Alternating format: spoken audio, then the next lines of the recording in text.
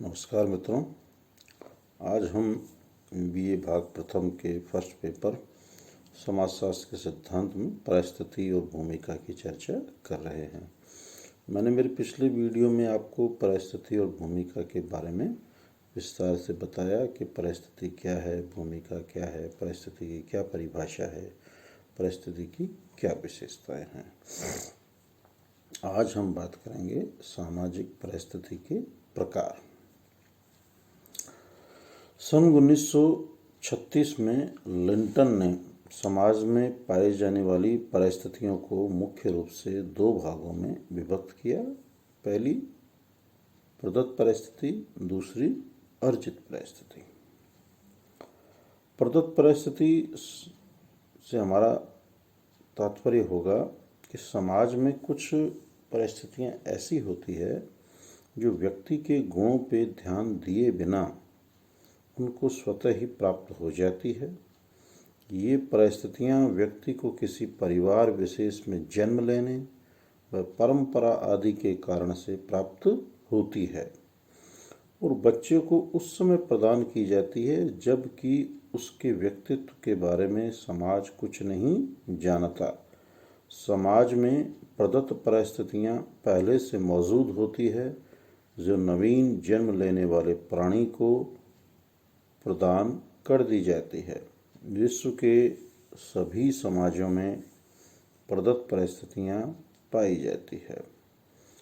प्रदत्त परिस्थिति पर व्यक्ति का अपना कोई नियंत्रण नहीं होता, जैसे स्त्री या पुरुष होना, बालक या युवा होना, सुंदर व कुरूप तथा लंबा व छोटा होना, लिंग भेद, आयु, नातेदारी, प्रजाति, जाति, वैध और अवैध संतान, परिवार में बच्चों की कुल संख्या, गोद लेने, माता पिता की मृत्यु तथा विवाह विच्छेद आदि व्यक्ति की इच्छा का कोई ध्यान नहीं रखते हुए उनको एक परिस्थिति प्रदान करते हैं। इन सब के आधार पर प्राप्त परिस्थितियां प्रदत्त परिस्थिति कहलाती है। अब हम बात करेंगे प्रदत्त परिस्थिति के निर्धारण के आधार, जिनमें पहला और महत्वपूर्ण है लिंग भेद। लगभग सभी संस्कृतियों में स्त्री एवं पुरुष की परिस्थितियों एवं भूमिकाओं में अंतर पाया जाता है। प्रायः स्त्रियों की तुलना में पुरुषों की परिस्थिति उच्च मानी जाती है। पश्चिमी संस्कृति में स्त्रियों को कमजोर, कोमल, भावुक, सहज, विश्वासी, धार्मिक माना जाता है।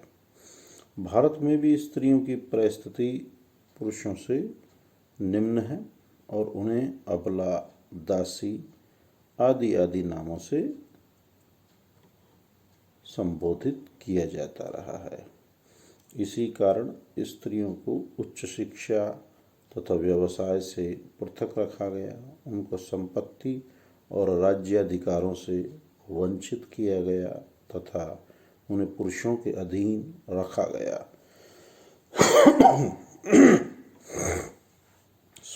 दूसरी ओर पुरुषों को साहस, वीरता, तर्क, शौर्य का प्रतीक माना गया।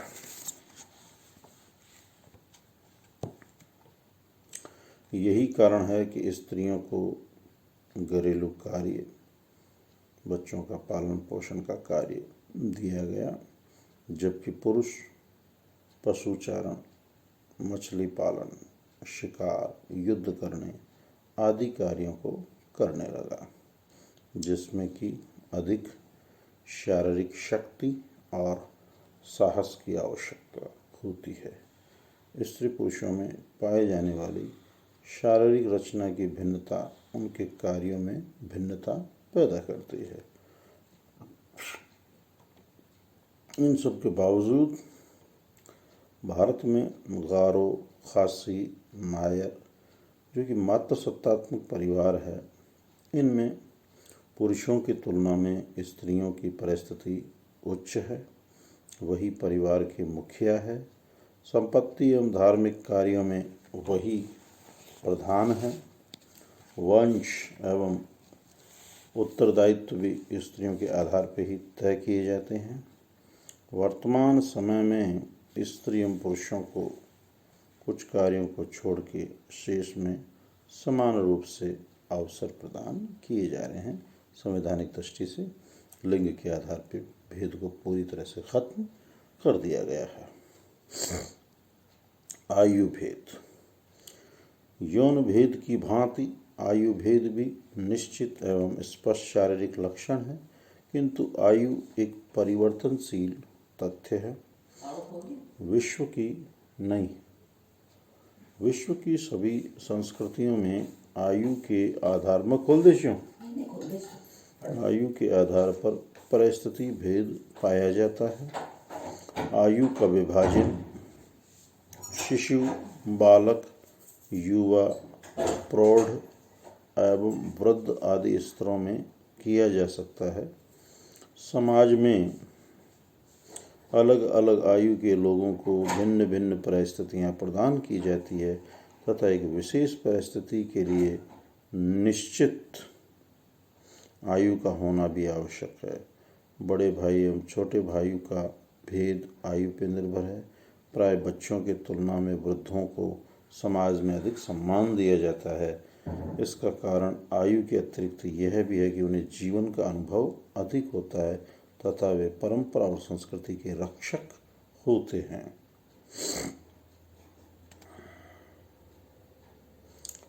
भारत में राष्ट्रपति के लिए कम से कम 35 वर्ष की आयु होना आवश्यक है। इसी प्रकार से मत देने, उम्मीदवार होने तथा सरकारी नौकरी प्राप्त करने के लिए भी एक निश्चित आयु सीमा प्राप्त करना आवश्यक है। अब हम बात करेंगे प्रदत्त परिस्थिति के तीसरे आधार नातेदारी की। नातेदारी से मतलब मैंने आपको बताया ही था पहले कि जो हमारे रिश्तेदार हैं, रक्त संबंधी हैं, विवाह संबंधी हैं, वही क्या हैं, हमारे नातेदार कहलाते हैं। किनशिप कहलाती है। समाज द्वारा स्वीकृत संबंधों की श्रृंखला है। व्यक्ति को नातेदारी के आधार पर भी अनेक परिस्थितियां प्राप्त होती है। एक व्यक्ति का अपने माता पिता एवं रक्त संबंधियों से संबंध होता है। उनसे संबंधित होने के कारण ही वह अनेक परिस्थितियां प्राप्त करता है। नातेदारी से संबंधित परिस्थितियां प्रदत्त होती है क्योंकि हम हमारे माता पिता एवं भाई बहन का चयन नहीं करते। नातेदारी जैविक एवं सांस्कृतिक